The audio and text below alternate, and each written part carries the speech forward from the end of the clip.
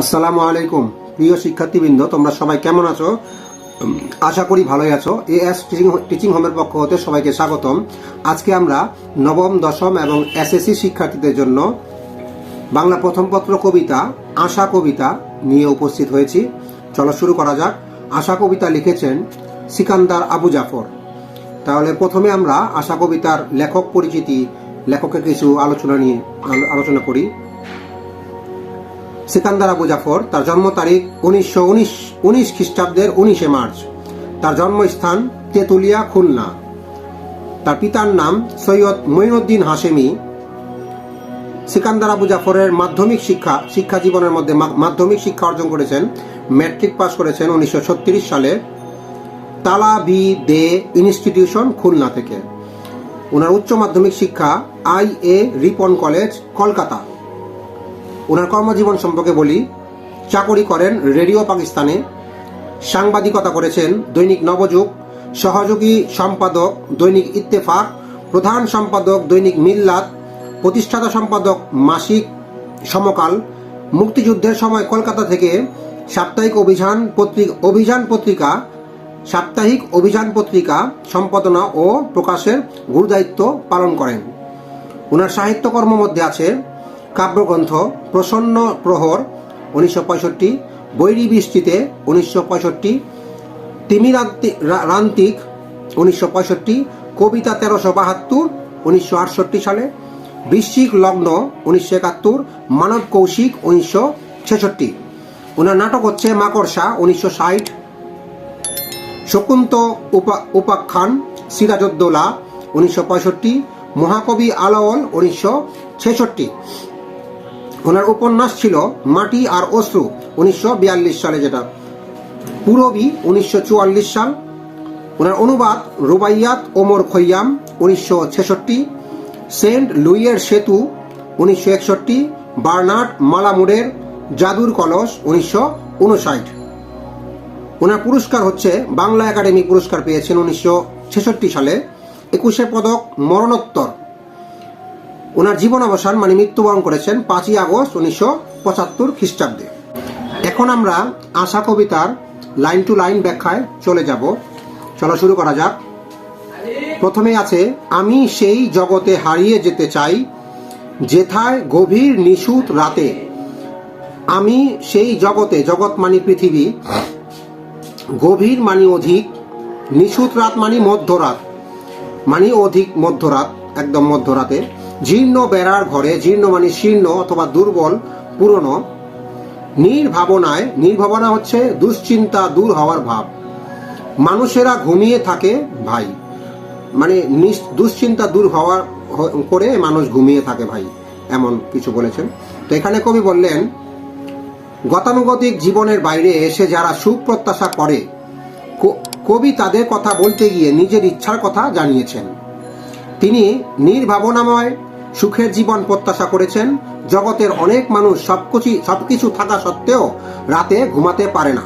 সবকিছু আছে, সে ধনী মানুষ, কিন্তু তার রাতে ঘুম নেই, এমন মানুষদের কথা বললেন। আবার ভাঙা বেড়ার জীর্ণ ঘরেও অনেকে নির্বিঘ্নে ঘুমিয়ে পড়ে।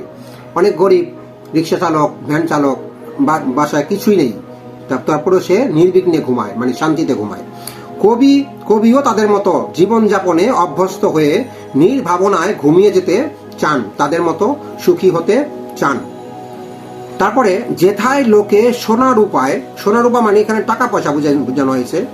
পাহাড় জমায় না মানে টাকা পয়সা পাহাড় জমায় না। বৃত্ত অর্থাৎ ধনসম্পদ মানে সম্পত্তি, বৃত্ত সুখের মানে জনসম্পদের সুখের মানে আনন্দ। দুর্ভাবনায় মানে নিশ্চিন্তা। আয়ু কমায় না, জীবনের মেয়াদ, আয়ু মানে জীবনের মেয়াদ বা হায়াত, মানে বৃত্ত সুখের টাকা পয়সা অনেক আছে, এর টেনশনে তার আয়ু কমে যায় এমন। তো এখানে বললেন, কবি প্রকৃত সুখের সন্ধানে সেখানে যেতে চান যেখানে মানুষ বৃত্ত বৈভব অর্জন এবং অর্থ সুখের দুর্ভাবনায় মানে টেনশনে তাদের আয়ু ক্ষয় করে না। অতিরিক্ত অর্থ বা টাকা সম্পত্তির টেনশনে যারা নিজের আয়ু কমায় না, সেখানে কবি যেতে চান। যেখানে লোকে তুচ্ছ মানে সামান্য, অতিশয় বা অল্প, যেথায় লোকে তুচ্ছ নিয়ে তুষ্ট থাকে ভাই। তুষ্ট মানে সন্তুষ্ট থাকে ভাই, মানে যেখানে অতি সাধারণ জীবনযাপনের মধ্যেও তারা তুষ্ট থাকে। এখানে তারা অর্থবিত্তের শিকলে বাধা পড়তে চায় না। দরিদ্র হলেও তারা বৃত্তের পেছনে ছোটে না। তারা দরিদ্র, তাদের টাকা প্রয়োজন, কিন্তু টাকার পিছনে তারা ছোটে না। তারপরে সারাদিনের পরিশ্রমেও পায় না যারা খুঁজে একটি দিনের আহার্য সঞ্চয়। আহার্য মানে খাদ্যদ্রব্য, সঞ্চয় মানে সংগ্রহ, জমানো। তবু যাদের মনের কোণে নেই দুরাশা, দুরাশা অর্থ দুর্লভ বস্তু লাভের আশা, যা দুর্লভ, পাওয়া কঠিন, এমন জিনিস পাওয়ার আশা করা।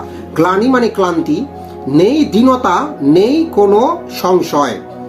তো এখানে লেখক বিরাট আকারে বললেন, সারাদিন কঠোর পরিশ্রম করে যারা একটি দিনের খাবারও জোটাতে পারে না, তাদের জীবনের পথে চলতে গিয়ে থেমে যায়। তারা জীবনের পথে চলতে গিয়ে থেমে যায় না, হতাশ হয় না। তাদের কোনো সংকীর্ণতা নেই, কোনো দীনতা বা সংশয়। দীনতা মানে সংশয় তাদের জীবন ক্লিষ্ট হয় না, ক্লিষ্ট নয়, থেমে যায় না। কবি এমন মানুষের সঙ্গে নিজেকে সম্পৃক্ত করতে চান। তার এই চাওয়ায় দরিদ্র শ্রেণীর মানুষের জীবনবোধের প্রতি কবির সমবেদনা, শ্রদ্ধা, ভালোবাসা প্রকাশ পায়। কারণ এমন দুঃখ দরিদ্রের মধ্যে তারা একে অন্যের প্রতি গভীর অনুরাগী, মানবিক এবং সহানুভূতিশীল। তারপরে লাইনগুলো হচ্ছে, যেথায় মানুষ মানুষেরে বাঁচতে পারে ভালো, প্রতিবেশীর আধার ঘরে, আধার মানে অন্ধকার ঘরে, জ্বালতে পারে আলো। সেই জগতের কান্না হাসির অন্তরালে মানে আড়ালে ভাই আমি হারিয়ে যেতে চাই। কবি আবার এখানে বলতেছেন, প্রকৃত মনুষ্যত্বের অধিকারী মানুষের সান্নিধ্য পেতে চান, মানে সাথে থাকতে চান। তিনি তাদের মধ্যে হারিয়ে যেতে চান। কবির কাছে এসব মানুষই সত্যিকারের মানুষ, কারণ তারা পরস্পরকে ভালোবাসতে পারে, অতি সামান্য তুষ্ট থাকতে পারে, অল্প কিছুদের মধ্যে তারা তুষ্ট থাকতে পারে। অর্থবিত্তের মিথ্যা মোহে তারা জীবনের আয়ু ক্ষয় করে না। অযথা টাকার পিছিয়ে দৌড়িয়ে বা অনেক টাকা পাওয়ার আশায় তারা জীবনের আয়ু ক্ষয় করে না, জীবনটাকে নষ্ট করে না। কবি এমন মানুষদের সাথে থাকতে চান। তো এই ছিল আমাদের আশা কবিতার লাইন টু লাইন ব্যাখ্যা। তো পরবর্তী ভিডিওতে আমরা অন্য কোনো কবিতা নিয়ে তোমাদের কাছে উপস্থিত হব। আমাদের ভিডিওটি ভালো লাগলে আমাদের চ্যানেলটি সাবস্ক্রাইব করতে ভুলবে না। পরবর্তী ভিডিও দেখার জন্য আমন্ত্রণ রইল। সেই পর্যন্ত ভালো থাকো, সুস্থ থাকো, ধন্যবাদ।